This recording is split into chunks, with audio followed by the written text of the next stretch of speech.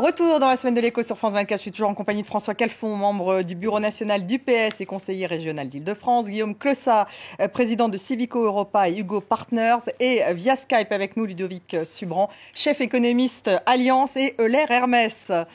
Le sommet européen à Bruxelles avec un enjeu important, vous le savez, celui de trouver un accord sur un plan de relance de l'Union européenne. La France et l'Allemagne se sont mis d'accord sur un plan de 500 milliards d'euros de subventions, mais il faut convaincre les 25 autres États membres et en particulier les 4 pays frugaux, le Danemark, l'Autriche, la Suède et surtout les Pays-Bas. On écoute Angela Merkel, la présidente de l'Union européenne pendant 6 mois, et également Mark Rutte, le Premier ministre néerlandais.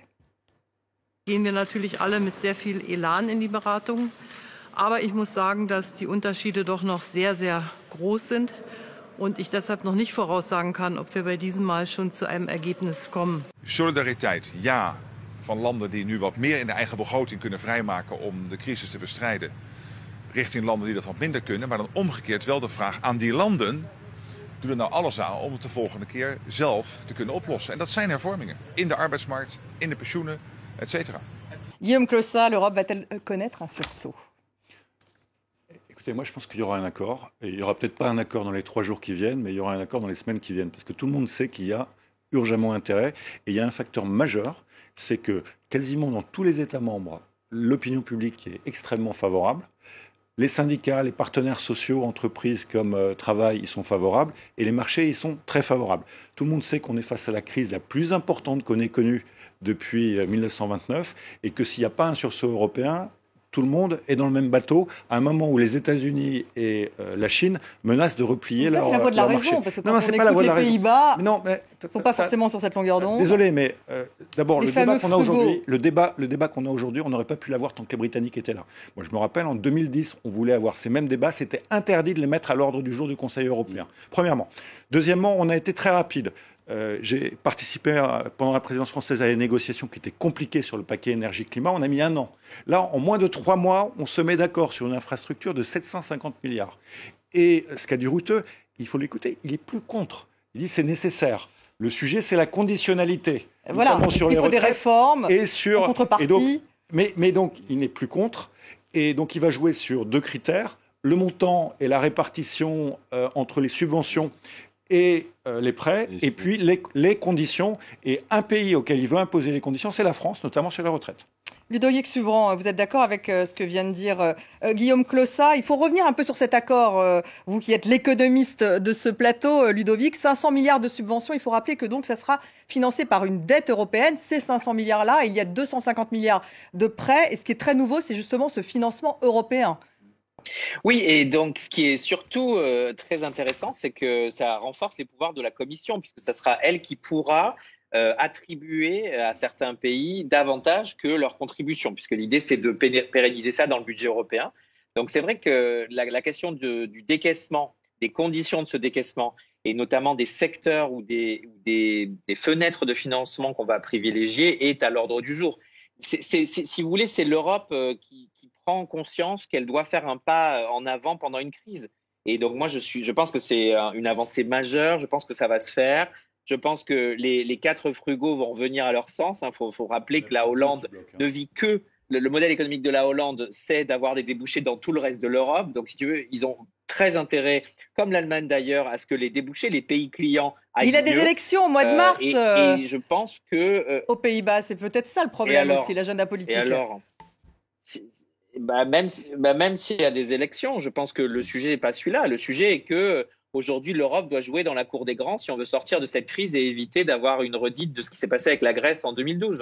En tout cas, vous êtes optimiste. Et enfin, de 2009 à 2012. Et donc, moi, je pense que ce qui est important, c'est je suis optimiste parce que je pense que ça va se faire et qu'on va dépasser un peu les tabous autour de la dette mutualisée si on se met d'accord sur comment on décaisse et vers quoi on décaisse. Le plus important, c'est d'avoir les objets d'investissement, les véhicules d'investissement, plutôt que plus ou moins de dette. François Calfon, c'est vrai que ce plan de relance en France, annoncé par Jean Castex, on attend un peu pour avoir une partie des financements européens, me semble-t-il. Ça pourrait être près du tiers du plan de relance français qui serait financé par l'Union européenne. Mais en même temps, la France sera l'un des plus gros contributeurs pour le rembourser, même si c'est la Banque centrale européenne qui sera le réceptacle des dettes. Non, moi je voulais revenir un tout petit peu en amont. 2008-2020, il y a quand même un bouger systémique extrêmement important, me semble-t-il. C'est-à-dire qu'à un moment donné, quand on a cette logique de subvention sur 500 milliards, c'est ça la nouveauté. Il y a vraiment un élément de fédéralisme qui se pose.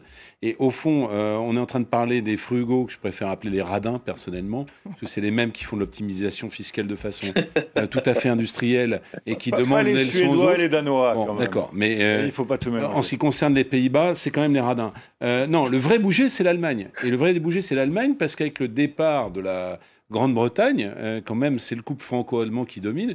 Et l'Allemagne, son hinterland du Sud, avec l'Italie qui peut imploser, ça les a fait prendre conscience, non pas d'une logique où on a un euro calé sur les exportations allemandes, mais sur le fait qu'il y a un marché intérieur, sur le fait que...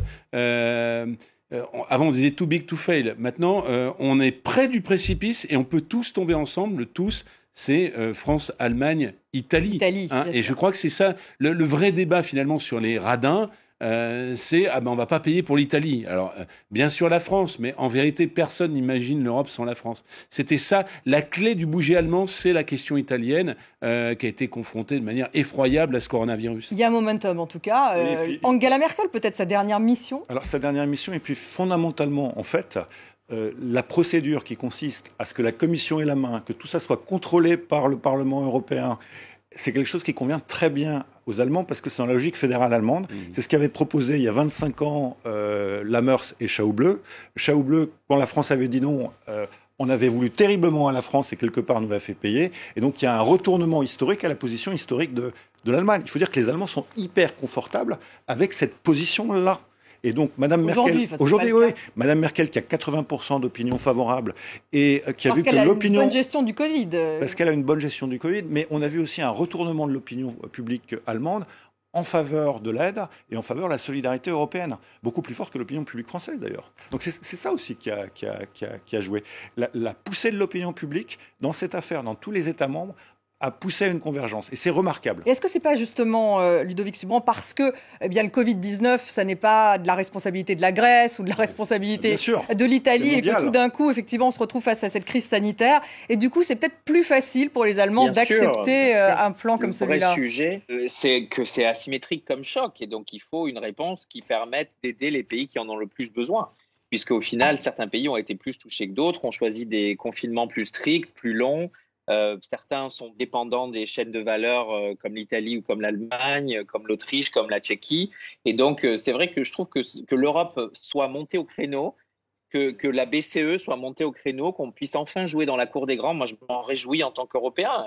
Et c'est dommage qu'il nous faille une crise pour prendre conscience qu'on doit avancer dans une direction commune, qu'on doit gommer certaines des divergences qui font qu'on a besoin les uns des autres. Mais bon, puisqu'il aura fallu la Covid pour faire ce mouvement-là, pour avoir un budget européen, pour avoir un mot, François Calfon, et après, on est dans les explications internes aux 27 qui sont très intéressantes et pertinentes. Mais il y a aussi le monde qui a changé. C'est-à-dire, d'un côté, les États-Unis de Trump, on ne sait pas s'il sera réélu ou non, mais enfin, c'est protectionnisme à tous les étages. Et de l'autre côté, la puissance chinoise, et y compris notre fragilité par rapport à la base industrielle chinoise, qui force l'Europe à enfin ouvrir les yeux, peut-être même à permettre la construction de champions européens demain. Sait-on jamais? Oui, alors champion européen, on va parler en tout cas de cet autre sujet qui est pour le coup un coup dur pour la Commission européenne. Il nous reste 3 minutes, donc on va en parler, et notamment pour sa commissaire à la concurrence, la vice-présidente de la Commission, Margrethe Vestager. Apple, donc le groupe américain, ne devra pas rembourser 13 milliards d'euros à l'Irlande. C'est ce qu'a conclu en tout cas le tribunal européen. Il a donné raison aux géants américains. Il invalide donc la décision de la Commission européenne qui demandait à Apple de rembourser 13 milliards d'euros impayés à l'Irlande. Est-ce que ça signifie, Ludovic Subran, est-ce que c'est un coup dur pour, je dirais, la lutte contre l'évasion fiscale en Europe ? C'est un coup dur pour le budget, puisque l'idée du fonds de reprise européen, c'était d'avoir une rentrée fiscale provenant de la taxe numérique et une provenant de la taxe carbone. Et qu'on se rend compte que même si on a des volontés politiques d'être un peu plus protectionnistes sur le numérique, en fait, la justice européenne et donc nos lois, nos traités, notre corpus de règles ne nous permet pas aujourd'hui d'être un petit peu plus défenseur ou défensif de notre espace commun. Guillaume Clossard. Il y a un sujet d'argumentation aussi. Je pense qu'on a pris le mauvais argument. La Commission, entre-temps, a réfléchi. Le bon article, c'est l'article 116 du traité de l'Union européenne, qui permet, en fait, en cas de distorsion du marché intérieur, de faire jouer l'Union. Et donc, je pense qu'on va en réfléchir. Il y a un problème juridique. Non, mais il y a un problème d'argumentation. Je pense que, de toute façon, on est à un moment où on va devoir réformer les traités, notamment sur ces dimensions. Donc, cette dimension de dumping fiscal. Bien sûr. Je voudrais quand même qu'on déspécialise juste un tout petit peu le débat. En 2013, Apple payait un point de taxe en Irlande, quand les entreprises françaises en moyenne étaient à 26%. En gros, c'est ça. En 2020, Apple, là, dont on parle, les 13 milliards, c'est 0,005% de taxes. C'est juste du racket. Parce que tout ça, c'est autant d'argent en moins pour leurs concurrents qui ne pratiquent pas l'optimisation fiscale. 21 milliards aux États-Unis. Guillaume Clossard, je termine quand même d'un point. Je suis allé dans un sens plutôt enthousiaste et plutôt positif sur les évolutions de l'Union européenne. Là, clairement, il faut faire évoluer les traités. Il faudrait une fiscalité européenne. La Grande-Bretagne est partie. Il faut au moins sur les entreprises des taux de fiscalité qui convergent et pas à 0,05%. Une forme d'harmonisation européenne. Guillaume Clossard, oui. Moi, je pense qu'on va y aller parce que ce débat... Oui. Parce que Apple a payé sur ce qu'elle a gagné en Europe 21 milliards aux États-Unis parce que les Américains ont modifié leur fiscalité. Et donc, il y a des moyens simples de taxer les GAFA sur leur chiffre d'affaires ou sur leurs résultats constatés. Il faut qu'on se mette d'accord. Dans chaque pays. Il faut se mettre d'accord.